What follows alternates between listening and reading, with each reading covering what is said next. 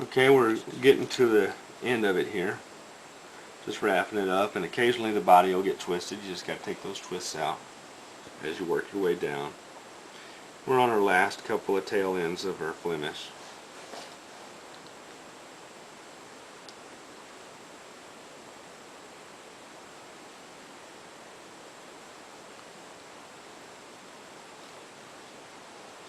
Now again, I'm turning that clockwise, and the individual bundles clockwise, and the groups are going counterclockwise.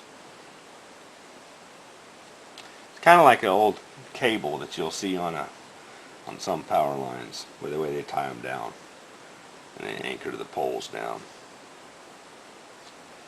Okay. Alright, so we're done with this second loop. Now what I'll do is I'll make sure my strands are straight, come down to the other end. I'll grab my Flemish, the end of my Flemish, and again, kind of make sure to come over here where I can see. I'll put my fingers in there and kind of run it down. And I'll hold both ends, and then I'll line them up and pop them. Now what I'm doing here is I'm evening out any inconsistencies, so it's not like a bump in any one location. Check my ends, make sure they're good. For my rotations of my Flemish. Check the other end, make sure it's good and even. The ends of my Flemish. And then, when I get done, if we look at the section of bowstring, the strands should be relatively straight. You can see that if I push that together, these strands will come apart really easily.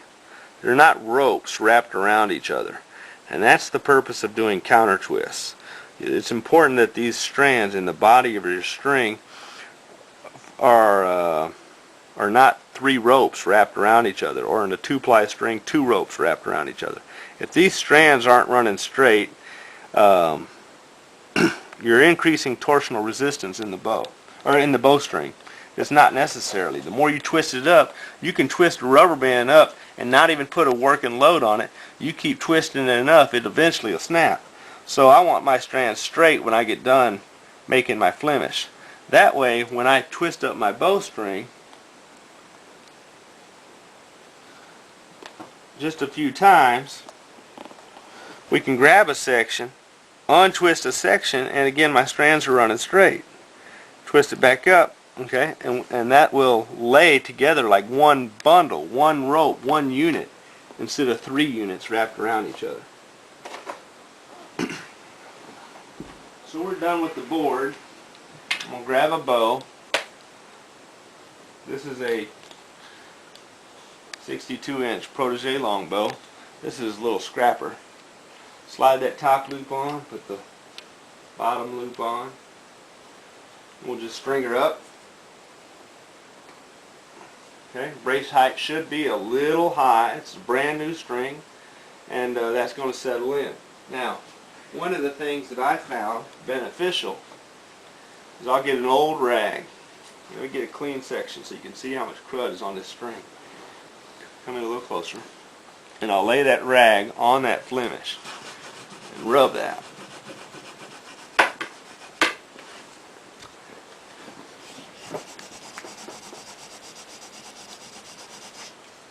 Come down,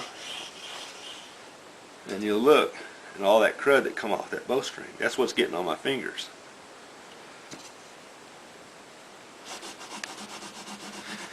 Now just doing this right here will actually get a lot of the stretch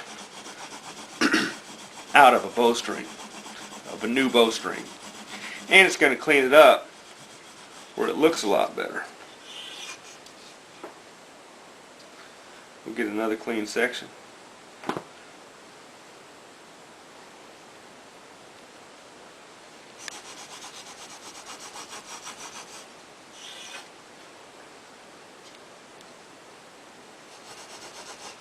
Okay? Good enough. I'll come back and look at it on the bow. Come down here. And you'll see it looks, maybe you can see, maybe you can't. It looks a lot better. Okay? We'll check the brace height now, and if I did my job right, it should be about 7 1/4, 7 inches, something like that. Here we're 7 1/8, so that's perfect. Alright, for a 9-strand string, something that's been shared that will help get a good knock fit is to take a piece of masking tape and lay it in there about where your knocking point's going to go. I need to come up just a little bit. Now I'll lay that tape on there to get it started, but I'm not going to roll it up yet. I found that if I take 2 pieces of .021 serving, 21 size serving, and lay 2 strands in there, I'll lay one in there immediately. I'll do a half a wrap, and then I'll lay one more.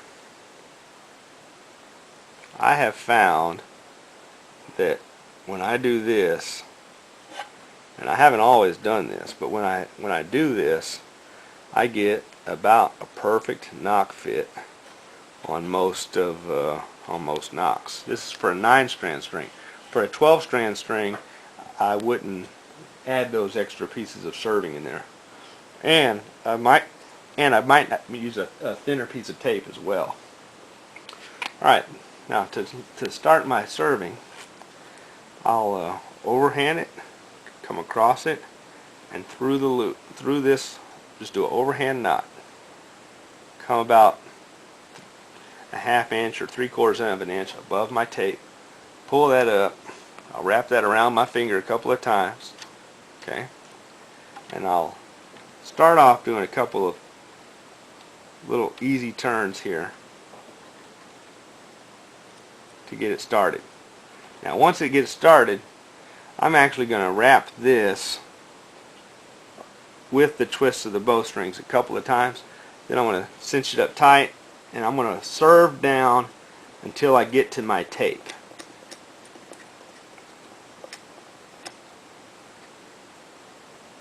Okay, now I'm at my tape, and I'll cut this piece off.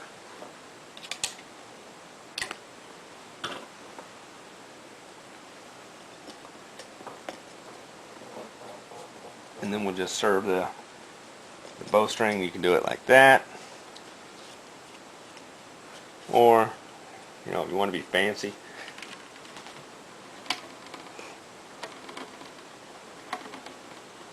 or quick,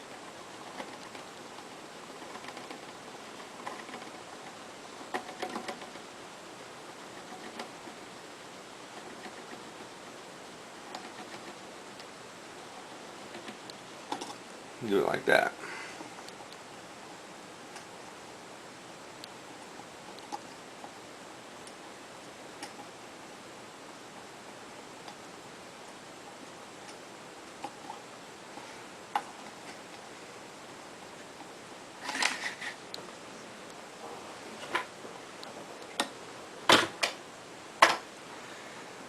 Okay, now we're going to tie off the end. Sometimes people will use an extra loop to pull it through. I don't like to do this, but I don't like to do that. Instead, what I just do is I come down here and I'll wrap about 15 to 20 times. 2, 3, 4, 5, 6, 7, 8, 9, 10, 11, 12, 13, 14, 15, 16, 17, 18.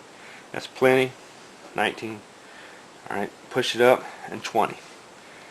I'll put my finger on that end and then pull it up underneath this first piece. And then I'll wrap over that, unwrapping here. 1, 2, 3, 4, 5. And I'm using my thumb to hold that down as I go. But I'm doing my thumb kind of quick so it doesn't come off. On my left hand, I'm using my thumb to hold it down.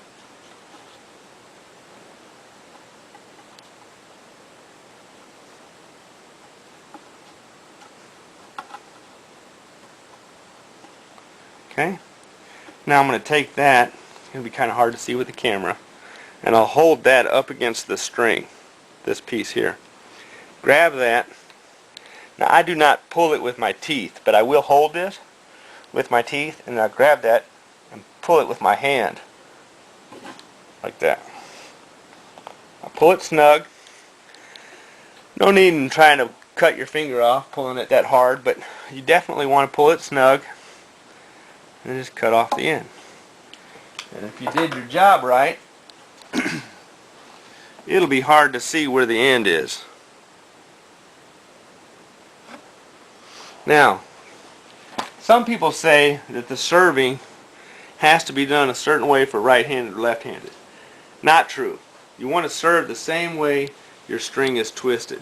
Now, the reason that is not true, watch what happens if with these twists in this string. If I roll my hand, they say when you draw the bow you roll your hand. That's true, you do. But if I roll this excessively, just on purpose, look at my center hand.